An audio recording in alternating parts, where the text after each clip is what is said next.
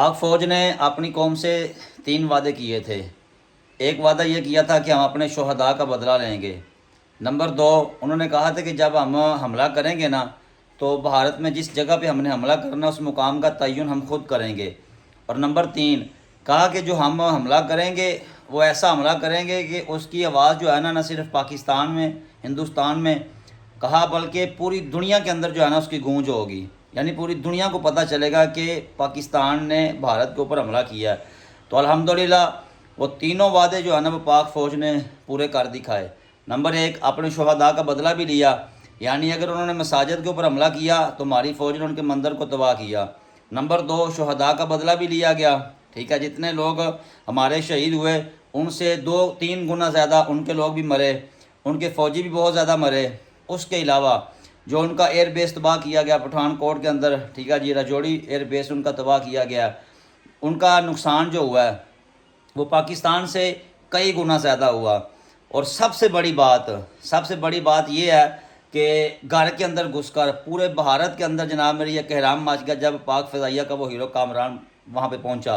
ٹھیک ہے، اور اتنی دلیری کے ساتھ۔ میں سمجھتا ہوں کہ اس طرح کا جو ان کو جھٹکا لگا نا جی، اس طرح کی ہو سکتا ہے کہ ان کو جو ہے نا وہ جھٹکا 65 کی جنگ میں بھی نہ لگا ہو، جس طرح کا جھٹکا پاک فضائیہ کے اس نوجوان نے ان کو لگایا ہے۔ تو الحمدللہ پاک فوج نے وہ تینوں وعدے پورے کر دکھائے، اور بالخصوص اب وہ لوگ سوشل میڈیا کے اوپر جو انتشار پھیلا رہے ہیں، ٹھیک ہے، گھٹیا قسم کے لوگ منافق جو اپنے ہی پاک فوج کے خلاف بک بک کر رہے ہیں۔ پہلے وہ بک بک کرتے تھے کہ جب فوج نے حملہ نہیں کیا، جب فوج نے ایک تحمل کے ساتھ ایک بڑا زبردست فیصلہ کر کے، ٹھیک ہے جی، حملہ کیا، تو اب حملہ کرنے کے بعد منافقوں نے ایک نئی چال شروع کر دی ہے، ٹھیک ہے، تو منافق جو ہے نا وہ کسی بھی حال میں راضی نہیں ہوگا۔ بہرحال الحمدللہ یہ ہماری فوج نے جو اپنا حملہ کیا ہے بہت زبردست کیا ہے، اور فوج نے بتایا، پاک فضائیہ کے اس نوجوان نے بلکہ پورے ادارے نے بتایا کہ جب تک پاکستان کے ساتھ فوج ہے نا جی، پاکستان کا کوئی کچھ نہیں بگاڑ سکتا۔ یہ تو بھارت ہے نا، اصل جنگ جو پاکستان کی ہونی ہے وہ انشاءاللہ تعالی پاکستان اور اسرائیل کی ہونی ہے۔ آپ تحقیق کریں، اسرائیل کے اندر آپ کو شاید علم نہیں ہے کہ اسرائیل کے اندر جب ان کے بچے تھوڑا سا 5-6 سال کی عمر کو پہنچتے ہیں نا تو ان کو مذہبی تعلیم دی جاتی ہے، اسکول کی تعلیم سے پہلے ان کو مذہبی تعلیم دی جاتی ہے جو ہر بچے کے لیے انہوں نے کمپلسری کی ہوئی ہے۔ اس تعلیم کے اندر وہ کیا کر رہے ہیں کہ وہ اپنے بچوں کو یہ لازمی پڑھا رہے ہیں کہ ہماری جنگ جو ہونی ہے وہ پاکستان کی ہونی ہے، پاکستان کے ساتھ ہونی ہے، اصل جو جنگ ہے وہ پاکستان اور اسرائیل کی جنگ ہونی ہے، ٹھیک ہے، بھارت تو ہے ہی ہے نا، یہ دشمن ملک ہے،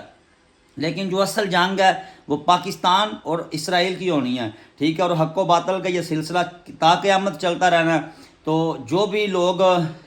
پاک فوج کے خلاف بکواس کر رہے ہیں اور جنہوں نے بالخصوص 9 مئی کو انہی جوانوں کے اوپر پتھر برسائے تھے، حملے کیے تھے، ٹھیک ہے، وہ کس منہ کے ساتھ جناب میری ان کو سلوٹ کر رہے ہیں۔ لہٰذا پاک فوج ہر کسی کا ادارہ، جب تک یہ ادارہ موجود ہے انشاءاللہ تعالیٰ پاکستان کی طرف کوئی بندہ آنکھ میلی کر کے دیکھ ہی نہیں سکتا، کیوں کہ اب فوج نے بتا دیا ہے کہ جو میلی آنکھ کر کے پاکستان کی طرف دیکھے گا انشاءاللہ تعالیٰ آنکھ اٹھانے سے پہلے ہی اس کی آنکھیں نکال لی جائیں گی۔ پاک فوج زندہ باد، پاکستان زندہ باد۔